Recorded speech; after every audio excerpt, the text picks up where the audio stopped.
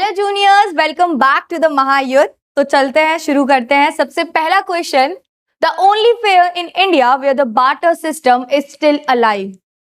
Option number 1 Jonbeel Mela, Madhai और tribal fair, then we have tribal Mela या none of the above.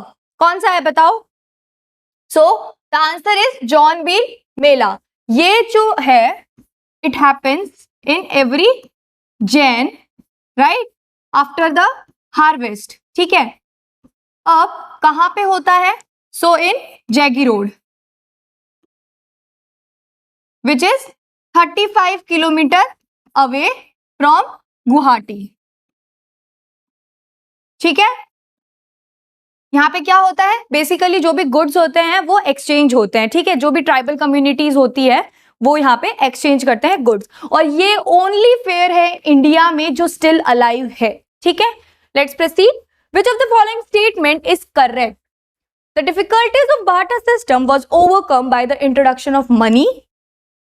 Before paper and coin currency came into being, rare objects with very high intrinsic value served as money. Both the statement are correct. क्या होगा जल्दी से बताओ। तो ये एकदम सही है, दोनों की दोनों स्टेटमेंट हमारा करेक्ट है कि जो डिफिकल्टीज आ रही थी हमारे बार्टर सिस्टम में वो मनी के आने से सॉल्व हो गई। अब फॉर एग्जाम्पल अगर कोई प्लम्बर है जिसको सर्विस चाहिए फूड की, जिसे वीट चाहिए, तो उसे फार्मर के पास जाना पड़ेगा। अब at the same point of time उस फार्मर्स को भी तो प्लम्बर की जरूरत होनी चाहिए ना अपने घर में काम करवाने के लिए। तो ये एक बहुत ज्यादा क्या डिफिकल्टी क्रिएट कर रहा था, राइट? तो मनी ने वो सॉल्व कर दी। ठीक है, the word salary comes from dash word salarium which means payment by salt. ठीक है, तो कौन सा वो वर्ड है? That is Latin word, Greek word या फिर स्पेनिश वर्ड? कौन सा वर्ड है बताओ जल्दी से। सो the answer is Latin word. अब क्या होता है ना कि हम लोग सॉल्ट को यूज कर रहे थे पेमेंट के लिए। अब उस टाइम पे क्या होता था, जो आज हम ओशन से सॉल्ट प्रोड्यूस करते हैं वो वाला process in that period unknown था। ठीक है, तो रॉक सॉल्ट जो होता है उससे हम सॉल्ट बनाते थे। अब rock salt being expensive and rare was used as a payment during that time. ठीक है, एंड वो कहां से आया है? ये जो वर्ड है सैलरी, सैलेरियम से। ठीक है, slave trade was abolished in the USA in 1792 नहीं, वो डेनमार्क में हुआ था। ठीक है, डेनमार्क में जो स्लेव ट्रेड है वो कब हुआ था? 1792। 1807 नहीं, ग्रेट ब्रिटेन में अबॉलिश हुआ था। ठीक है, 1808 यस, यूएसए यूनाइटेड स्टेट्स में हुआ था अबॉलिश इन 1808। तो आंसर हमारा क्या हो जाएगा? 1808 is the correct answer when the slave trade was abolished in USA. ठीक है, question number 85, what is the trade between two countries called? दो कंट्री के बीच में ट्रेड हो रहा है। ठीक है, अब कोई भी कंट्री हो सकती है, that is local trade. Local trade तो हमारे यहाँ पे होता है ना। इंटरनेशनल ट्रेड, एक्सटर्नल ट्रेड या फिर इंटरनल ट्रेड। इंटरनल ट्रेड अंदर हो रहा है, एक्सटर्नल बाहर हो रहा है, और इंटरनेशनल मतलब दो जो हमारी जो बाउंड्रीज है नेशन की उसके बाहर हो रहा है, राइट? तो इंटरनेशनल ट्रेड कब होगा? जब दो कंट्रीज में, तो वो इंटरनेशनल ट्रेड हो जाएगा। Basically trade between two countries. ठीक है, that is international trade. Silk route was between China and India, then we have Japan and Sri Lanka, Africa and China, and last China and Rome. क्या है जल्दी से बता दो। So it was between China and Rome which is 6000 kilometre long. एक zero और लगाना है। ठीक है, which of the following statement is true? Trade may be conducted at national and international level. True. International trade is exchange of goods and services among countries across national boundaries. मैंने बोला था हमारे nation के बाहर जो boundary है हमारे nation की उसके बाहर जब ट्रेड होता है that is termed as international trade. तो हाँ, ये भी एक ट्रू है स्टेटमेंट, ये भी। The initial form of trade in primitive societies was the barter system. Trade अब शुरू जब हुआ था तब मनी नहीं था, है ना? और ट्रेड पहले कैसे होता था? बार्टर सिस्टम के थ्रू होता था, राइट? तो ये भी सही है। तो all of the above is the correct answer. When exports are more than imports, मतलब जो हमारा एक्सपोर्ट है वो ज्यादा होगा इंपोर्ट से, मतलब इंपोर्ट कम है हमारा, तो ये कैसी सिचुएशन है? So this is a favourable condition, favourable situation for the society, I mean to say economy, है ना। तो ट्रेड के टाइम पे अगर हम लोग एक्सपोर्ट ज्यादा कर रहे हैं, हम लोग भेज रहे ज्यादा है सामान, तो हमारे इकोनॉमी के लिए, हमारी कंट्री के लिए तो फायदा ही फायदा है, क्योंकि वो लोग हमें पैसा देंगे, है ना। तो that is a favourable condition, है ना। अनफेवरेबल कब हो जाएगा? जब हम लोग इंपोर्ट ज्यादा कर रहे हैं, इफ वी आर इंपोर्टिंग मोर, ठीक है, तो that is an unfavourable condition, sorry, so that is an unfavorable condition, right? Okay, जब हमारा इंपोर्ट ज्यादा है और जो एक्सपोर्ट है वो कम है, और इस वाली सिचुएशन में क्या हो जाएगा? फेवरेबल, है ना। ठीक है, अब एक और चीज देख लो, ये होगा तब हमारा पॉजिटिव होगा और ये क्या शो करेगा? नेगेटिव, ठीक है।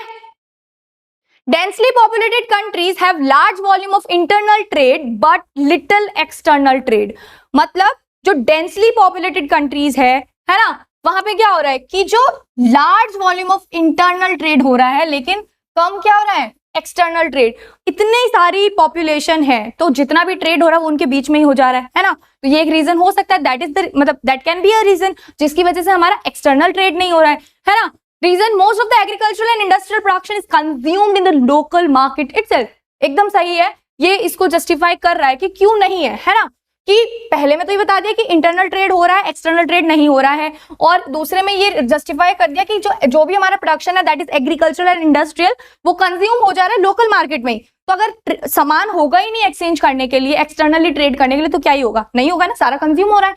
तो हमारे पास जो ऑप्शन है वो है both assertion and reason are true and reason is correct explanation of assertion. ये justify कर रहा है ना। इसके अलावा अगर कुछ होता तो हम डिस्कस करते, but this is the true answer, right? Which of the following is an important aspect of international trade? International trade के important aspect इसमें से कौन सा है? Volume of trade, composition of trade, direction of trade, या फिर all of the above? तो इसके अंदर ये भी होता है, वॉल्यूम ऑफ ट्रेड भी होता है, कंपोजिशन भी होता है और डायरेक्शन ऑफ ट्रेड भी होता है। So all of the above is the correct answer. Consider the following statements, ठीक है। The act of opening up economies for trading is known as free trade और ट्रेड लिबरलाइजेशन। हाँ सही है, ठीक है, जिसमें हम लोग क्या करते हैं? लिबरल हो जाते हैं उनको लेके, है ना, ट्रेड को लेके। अब this is done by imposing trade barriers like tariff. भाई तुम टैरिफ लगा दोगे तो फिर वो लिबरल कैसे होगा, है ना। हम लिबरल बोल ही रहे हैं कि ट्रेड होगा उससे, हम लोग क्या कर रहे हैं? थोड़े से लिबरल हो रहे हैं, है ना, इकोनॉमीज को ट्रेड करने दे रहे हैं। तो अगर हम लोग इसको इम्पोज कर रहे हैं टैरिफ्स को, तो फिर वो लिबरल होगा ही नहीं, है ना। तो ये थोड़ा स्टेटमेंट गलत है हमारा और ये हमारा सही है, क्योंकि हम लिबरल हो रहे हैं, ठीक है, बट हम ऐसा नहीं कर रहे हैं कि हम इसीलिए इसको इम्पोज करें ताकि हम लोग टैरिफ लगा दें। एक तरफ हम लोग कह रहे हैं हम लिबरल भी हो रहे हैं, एक तरफ कह रहे हैं हम टैरिफ भी लगा दें, नहीं, दोनों काम एक साथ नहीं हो सकता। So statement 1 is true and the statement 2 is not true, है ना, गलत है वो। तो कौन सा हो जाएगा? 1 is true but statement 2 is false, तो ये इसका हमारा आंसर हो जाएगा। Consider the following statements. WTO क्या है इसका फुल फॉर्म? सबसे पहले तो ये बता दो, World Trade Organisation, right? Okay, एक मिनट, वर्ल्ड ट्रेड ऑर्गेनाइजेशन, ठीक है। अब एक और चीज जान लो, इसका अगर हेडक्वार्टर तुमसे पूछे तो क्या है? दैट इज जिनेवा, है ना। कहां पे है ये भी बता दो, स्विट्जरलैंड में है, ठीक है, ओके। तो WTO is the only international organization which is dealing with the global rules of trade between nations. सही है। WTO sets the rules for global trading system and resolve dispute between its member nations. ये भी सही बोल रहा है कि वो रिजॉल्व करने का भी काम करता है, रूल्स भी सेटअप करता है ना। ये एक ऑर्गेनाइजेशन है जो डील करती है ग्लोबल रूल्स के साथ, ठीक है, जो कि ट्रेड हो रहे बिटवीन नेशन में, है ना। तो दोनों ही करेक्ट है। Statement 1 is true but statement 2 is false, नहीं, statement 1 is false but statement 2 is correct, नहीं, हमारी दोनों स्टेटमेंट करेक्ट है तो हम करेक्ट पे जाएंगे, ठीक है। अब वर्ल्ड ट्रेड ऑर्गेनाइजेशन का हेडक्वार्टर तो हमें पता चल गया। एक और है यूरोपियन यूनियन, है ना, उसका कहाँ पे है? यूरोपियन यूनियन का अगर हेडक्वार्टर तुमसे पूछा जाए तो दैट इज इन ब्रुसेल्स, ठीक है। अब ब्रुसेल्स कहाँ पे है? बेल्जियम में, ठीक है। आगे बढ़ते हैं। Which of the following country is not a part of OPEC? कौन सा नहीं है? Indonesia, Bangladesh, Iran, Saudi Arabia. Which is not? अब ओपेक का full form Organisation of Petroleum Exporting Countries, ठीक है। क्या होगा? Organisation of Petroleum Exporting countries.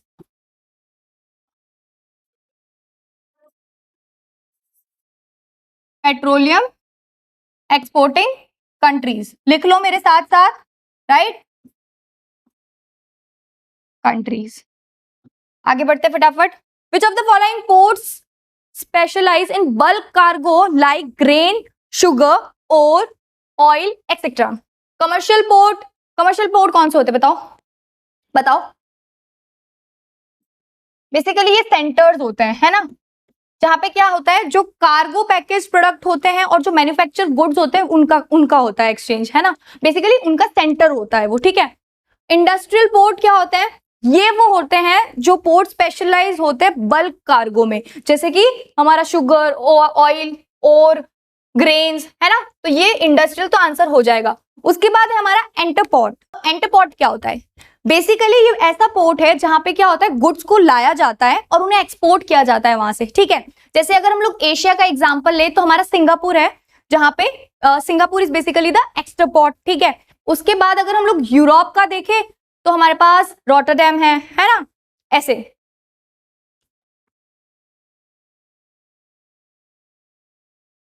और अगर हम लोग बाल्टिक रीजन का देखें तो क्या हो जाएगा हमारा बाल्टिक रीजन में? कोपेनहेगन, है ना, ठीक है। तो बेसिकली हमारा क्या हो जाएगा? कोपेनहेगन कहाँ हो जाएगा, किसका हो जाएगा? कोपेनहेगन हो जाएगा हमारा बाल्टिक रीजन। उसके बाद हमारा सिंगापुर हो जाएगा एशिया में। ये बेसिकली हम एक्सपोर्ट की बात कर रहे हैं, ठीक है। और रॉटरडैम, रॉटरडैम कहाँ पे हो जाएगा हमारा? यूरोप में, ठीक है। ऑयल पोर्ट, बेसिकली वो पोर्ट्स जो कि ऑयल की शिपिंग और प्रोसेसिंग के ऊपर वो होते हैं, है ना, तो वो पोर्ट्स हो जाएंगे, ठीक है। विच of the following is correctly matched? CIS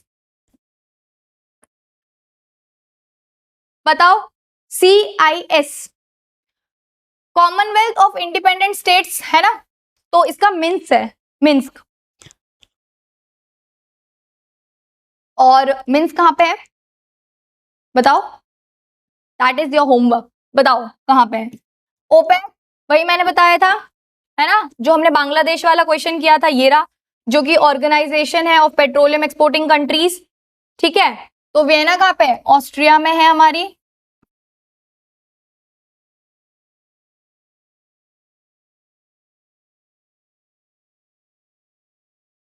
means बताओ जल्दी से, आई वॉन्ट कि तुम इसको कमेंट में लिखो, ठीक है। ओके, तो जो हमारा मिन्स्क है वो कहाँ पे है? बेलारूस में,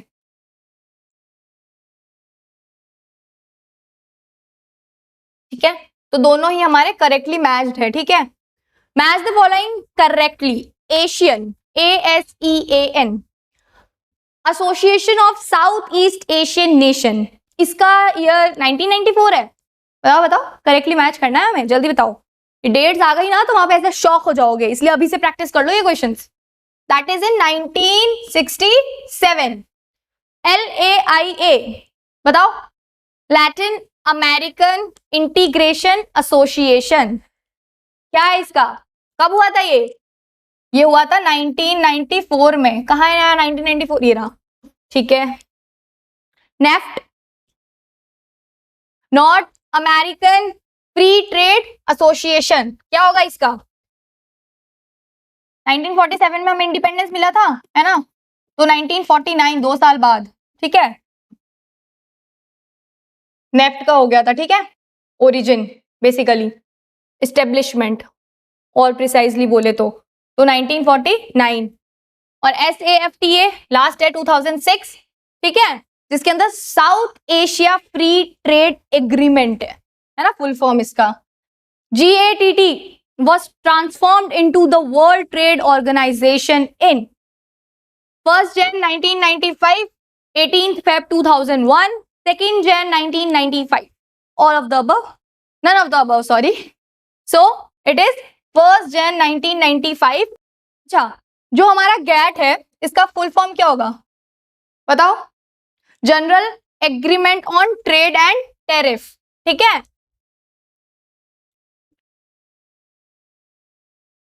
Which of the following statement is correct? इसका एक बार लिख देते हैं, ठीक है। General agreement on tariff and trade. Let's proceed. Which of the following statement is correct? American slave auction advertised slaves for sale or temporary hire by their owners.